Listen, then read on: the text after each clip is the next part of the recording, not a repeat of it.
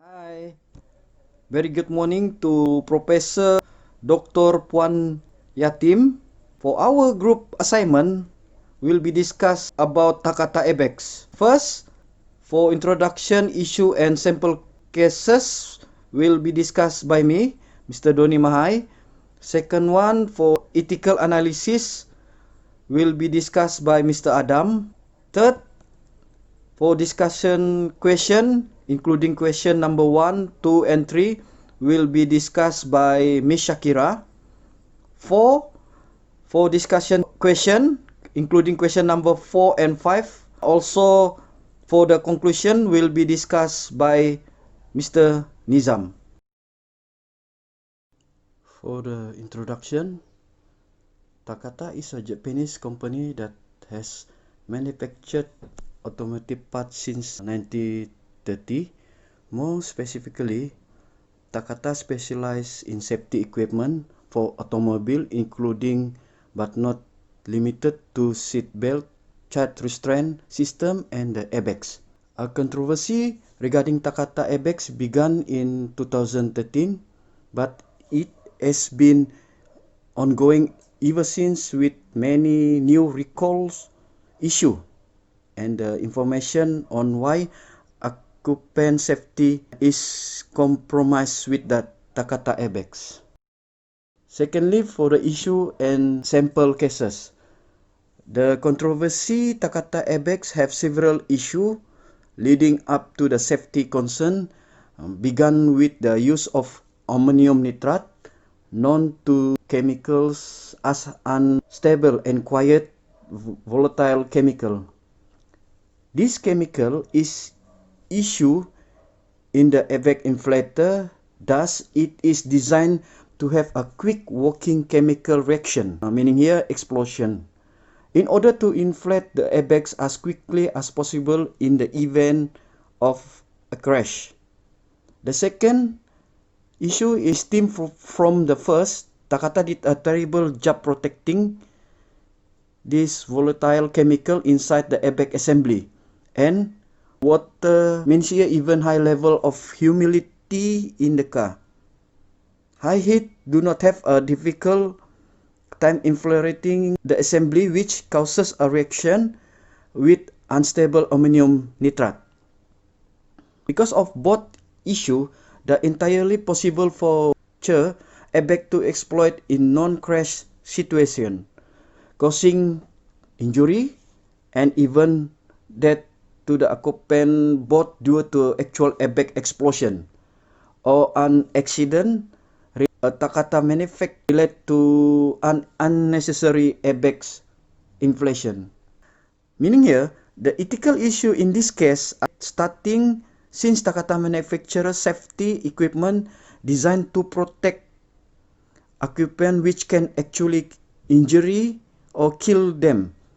There have been approximately 180 injuries and 11 deaths in the US because the faulty airbags.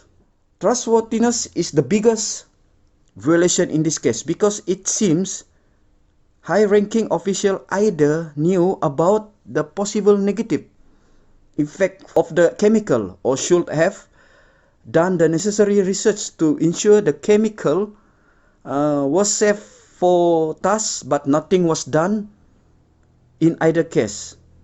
The first vision airbag supply to car makers caused injuries. After those incidents, Takata introduced into the market new types of airbags that use tetrazole-based propellants, but due to the company refusal to follow standard industry safety practice, a series of inflator explosions occurred and curtailed the production.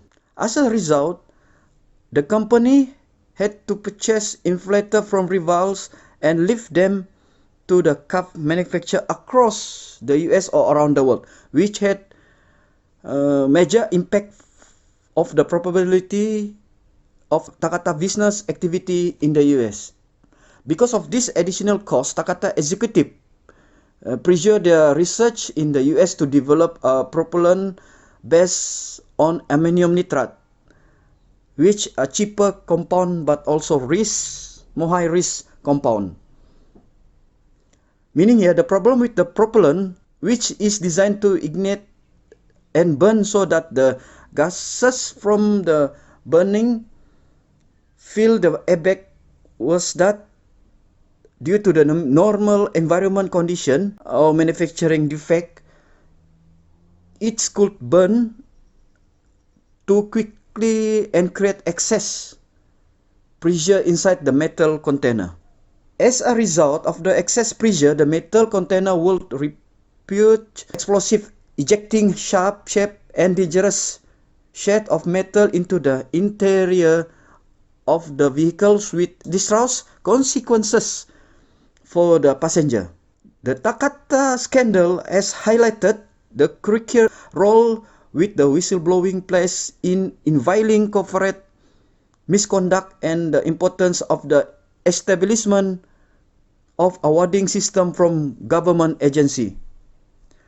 In this case, whistleblower Mark Lill and other two men who remain anonymous, all former employees of Takata, provide practical assistance under the Motor Vehicle Safety Whistleblower Act 2015, unveiling the corporate misconduct, which whistleblower were represented by Mr. Inman and other attorney of the international law firm Constantine Cannon. Bismillahirrahmanirrahim. Assalamualaikum warahmatullahi wabarakatuh. Today I will present regarding Takata case study,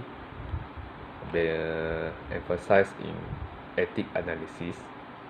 In this case study, we have analyzed based on the four theories of ethics that are individualism, utilitarianism, Kantianism, and visual theory. As per definition of individualism theory, state that personal gain is the most consideration in making decision. So to relate with this case study, Takata personal gain is to maximize their profit, but to do that unethically, they must conduct their business activity within the law. In this theory, Takata had failed. Their customer had suffered and lost their life due to the design of the airbag. Takata showed dishonest behavior. As state regulation, Takata need to publish the airbag result for their safety inspection and their basic design.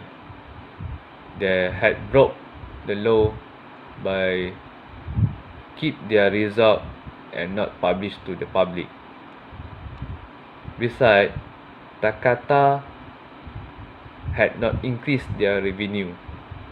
They had to settle lot of penalty. Second theory is utilitarianism.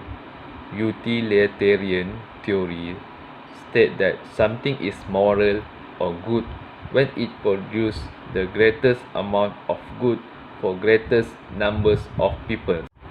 In the case of Takata, it is definitely immoral from this point of view because the vast majority of customers actually feel disappointed to them. The satisfaction for customer driving damaged car and customer who had been hurt or killed by the airbag from Takata will reflect negative image to the company.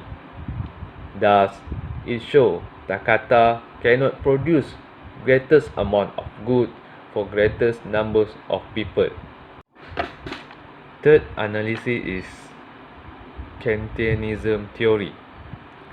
Kantianism theory is basically the rightness or the wrongness of action does not depend on their consequence, but whether they fulfill our duty. To relate with the Kantianism theory, Takata duty is to provide a safe airbag when the passenger or driver had accident or in the collision. Their duty is to prevent more damage to their driver or to the passenger by providing a soft cushion during the impact. Basically, Takata had shown their dishonesty due to they are not publish their report regarding their mechanism of the airbag. Is it safe to the public or not? So it showed clearly Takata had not fulfilled their duty as provider safety during the accident. The last theory that been analyzed is virtue theory. Virtue theory is basically is not the rightness or the wrongness, but is the guidance how to be ethically. In this case study, Takata had shown their dishonestly, arrogant, and selfish. They want only make a profit that show clearly is unethically. So in this theory, visual theory, show that Takata is not making ethically, but is making they care about their profit only, not about the people. Is it the people when using their product of their bag is safe or not? They are thinking about their profit only. Assalamualaikum and salam sejahtera to Associate Professor Dr. Puan Yatim. I am Noshakira binti Jasili. I will present the discussion question, which including question number 1, 2, and 3. So for the first question, consider the characteristics of a family-owned corporation like Takata. What impact does this have on corporate governance in Takata? Also discuss how this may hinder the handling of the airbag crisis. So there are both macro and micro reasons that dovetail. At the macro level, there is the context of the social and business culture forged in the aftermath of the devastation of the war, as the country rebuilt itself into Japan #1 and the second largest economy in the world on the back of gleaming corporate successes. This was underpinned by an interlocking mix of factors, including Keiretsu organization of close ties between companies and cross-shareholdings. There was a culturally created corporate pride, but also shame shared by all from CEO downwards, bearing a personal responsibility for company behavior. Traditional employment system for major corporation with recruitment straight from university with lifetime employment for the whole of the career and seniority pay. This resulted in misplaced, unwavering company loyalty and employees reluctant to question authority. There was an aggressive pursuit of unrealistic profit and earning targets. Staff were not willing to go against the wishes of their superiors, and this was worsened by poor corporate governance and the refusal of previous generations of leaders to fully retire and retaining influence on management. At the micro level, this dangerous mix is replicated in Takata's corporate culture and organizational structure. So the Takata founding family and its coin own 60% of the firm. The CEO, Shisa Takada mother, is still one of the largest individual shareholders and a former executive who remains a special advisor. His father was known as Emperor, a moniker. that clearly indicates the corporate culture, management style, and expectation. So although Shisa Takada stood down as CEO in 2013, he became chairman and then returned just 18 months later after his successor left. This put management back in the family's hands, further indicating poor corporate governance, as did its homogeneous boards with a lack of diversity. Along with the dominance of Tokyo headquarters, all of these factors restrained staff and directors coming forward when problems arose. The gravity of Takata's irresponsible behavior appears even more serious if we take into consideration what it should be its responsibility. The sole purpose of the production of airbag inflators is to avoid injuries and death in traffic, collisions, or other accidents involving vehicles.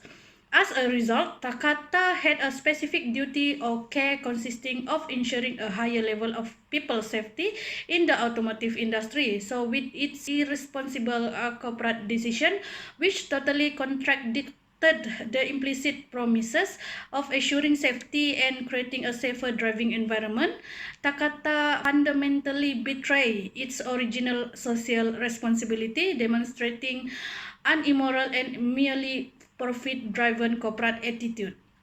So for all the issue raised by the scandal might have been avoided or reduced with improvement in the way the business was conducted, but also in how the company was organized. However, the Takata scandal has clearly demonstrated for the umpteenth time, relying on not mandatory corporate governance and corporate social responsibility measures cannot prevent corporation to act in an irresponsible way, causing great hurt to our society. At the same time, from the scandal, it has clearly emerged the crucial role that whistleblowers play in our society.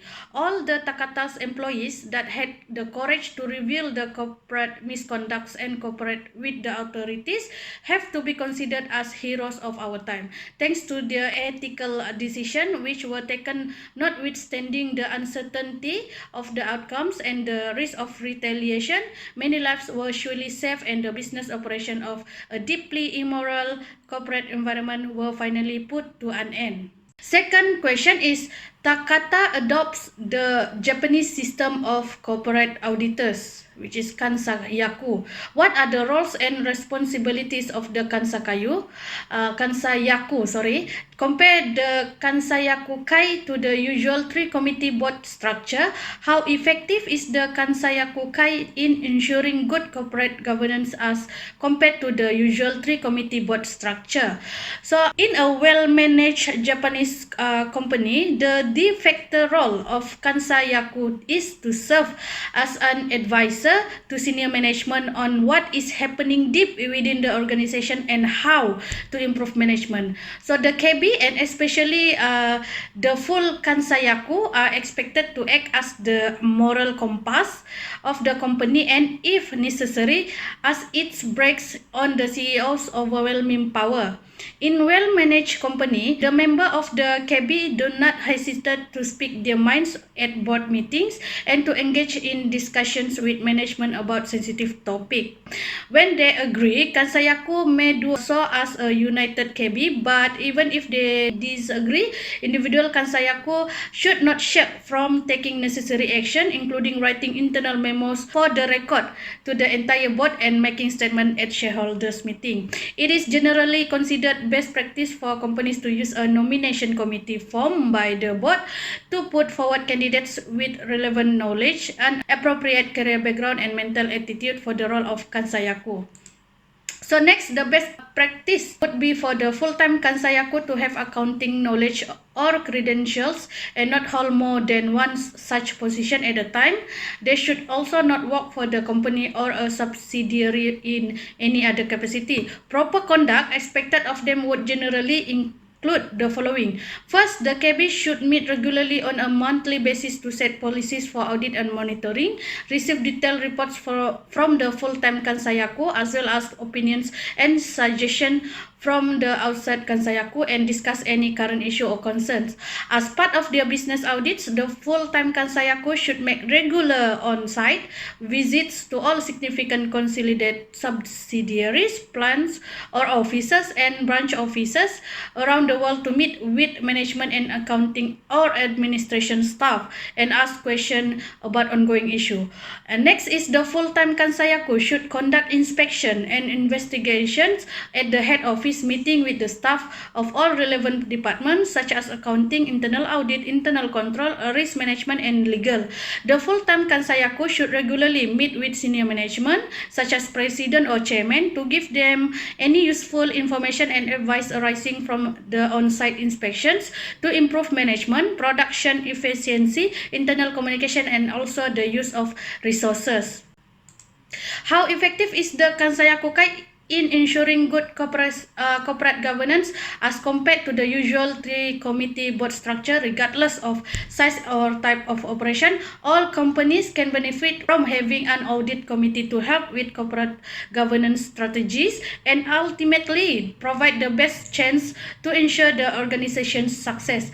An audit committee must be composed of the right people with the right mindset and relevant expertise to be successful. While there is not a set size of an audit committee, it is typically made up at least 3 people who should all ideally be independent. So the ability to approach responsibilities with questioning mind and healthy sense of professional skepticism is invaluable to an audit committee member. The need can arise to challenge the management team and hold them accountable, which can create uncomfortable situation. To that end, it is generally not a good idea to choose individuals who would be unwilling to have uncomfortable conversations due to their relationship to management. Audit committee members need to be committed to performing their responsibilities diligently and sufficiently under all circumstances.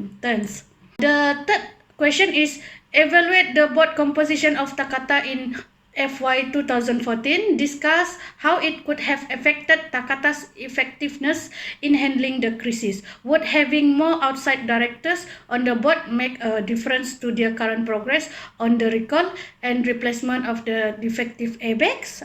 That was the question. So, defective manufacturing practices, unstable chemical, manipulated test data, and flawed quality control processes are among the problems that plagued Takata, according to 3 investigations into the Japanese airbag maker that is facing mounting recalls of its products. Takata's own independent third-party investigation also suggested many quality improvement. The panel report on February that among others area, Takata needs to improve in 3 broad categories. First, addressing quality-related concerns. Second, ensuring quality in Takata's design and manufacturing processes. And third, promoting quality through improved management practice. Many of Takata's competitors decided not to use ammonium nitrate because of the risk it involved. However, Takata was confident about its engineering and manufacturing expertise and in being able to tackle any quality problems that arose and make improvements. Therein lies the genesis of Takata's problems, including possibly leading it to manipulating test data. Takata has to have some sort of bailout in order to stay afloat.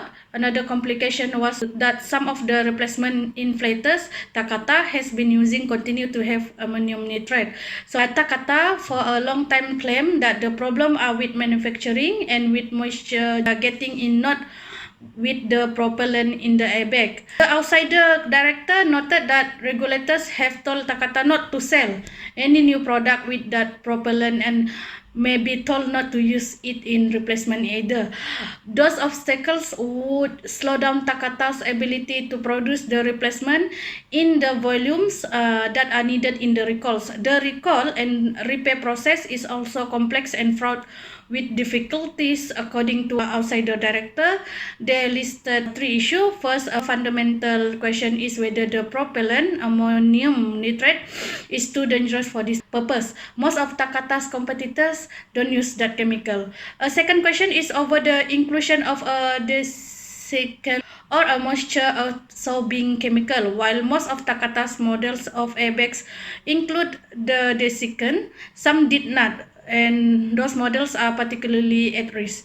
The current and ongoing Takata airbag recall is one of the largest consumer product recalls ever conducted, affecting tens of millions of vehicles worldwide. Takata airbags are very widely used, but long-term exposure to high heat and humidity can cause them to explode when deployed. These explosions have caused injuries and death. So Takata should refine its process for identifying quality-related problem and make better use of the information that it collects. The roles of duty of those employees responsible for responding to externally raised quality issues should be formalized, and specific processes should be put in place governing how those teams manage potential quality problems when identified. Takata should explore the possibility of engaging in some form of independent in-fleet monitoring and put a system in a place that allow the data it collects and on product performance to be systematically studied.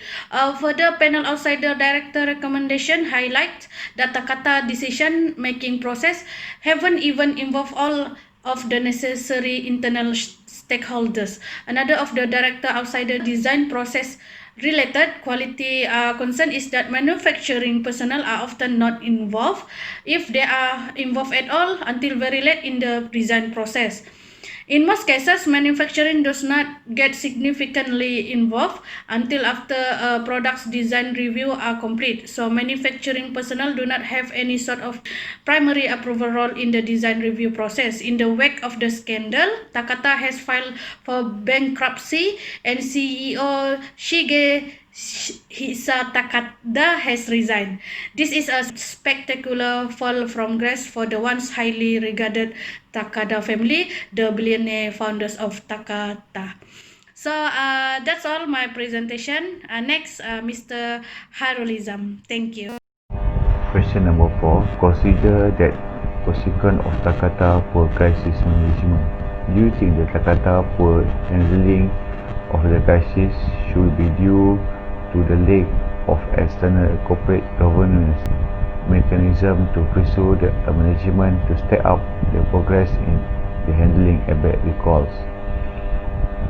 Takata, as the company behind of the faulty airbag that have led to the whispered vehicle recalls, was already taking serious hate from the client. Now, allegation from former employees, the executive order technician to destroy the result of test conduct on the airbag after 2014 accident really has taken Takata under the microscope. Allegations such as this require repeat response, or stakeholder will quickly assume your guilt. Takata failed to offer even a holding statement to major media outlet, and share price took a quick hit. After nearly a week, Takata finally began showing signs a crisis management effort, but it was far from ideal. Try wading through this wordy statement.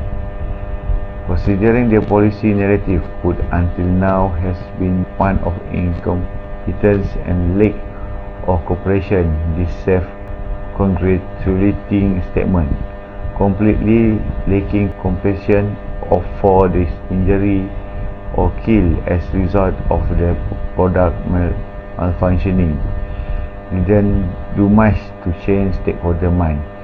US officials and lawmakers are already clamoring for an investigation, but the real test will come in the court of public opinion, where the failures to communicate properly could easily put the company further jeopardy.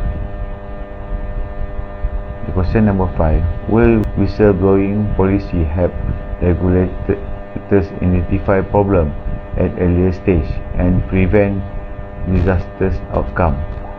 What are the characteristics of good whistleblowing policy? In Takata case, do you think the new legislation passed in the US to incentive whistleblowing will employee to come forward with relevant information regarding the airbag issue. Whistleblowing refers to the act of organization members, either former or current, disclosing information on illegal and unethical practice with the organization to practice internal or external to the organization who can take action. It is becoming increasing as more and more employees speak out about their ethical concerns. It cannot be denied the whistleblowing is accompanied by a range of problems for both whistleblower and the organization. However, it can be argued that whistleblowing is an important and valid method of and it bring the control possible and ethical behavior by organization, as well as helping to establish a level of social responsibility. For this reason, it is important for society to maintain the level of support and encouragement toward whistleblowers so that their often valuable contribution toward elimination corporate wrongdoing can continue. Employees whose discovery parents wrongdoing within an organization are faced with several options, each of which comprising both negative and positive aspects.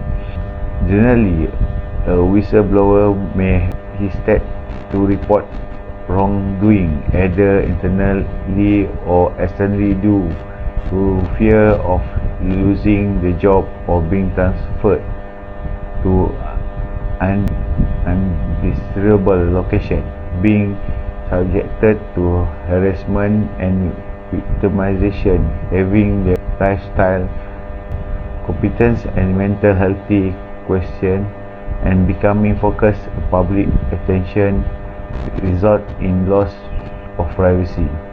As well, there many struggling with a sense of disloyalty where they inadvertently feel as if they are betraying their following organization if they report what they know.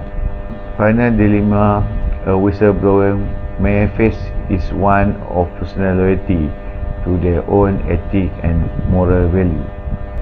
Nevertheless, obligation of confidentiality and loyalty ideally should not take precedence over the fundamental duty and act in a manner that prevents unnecessary harm to others.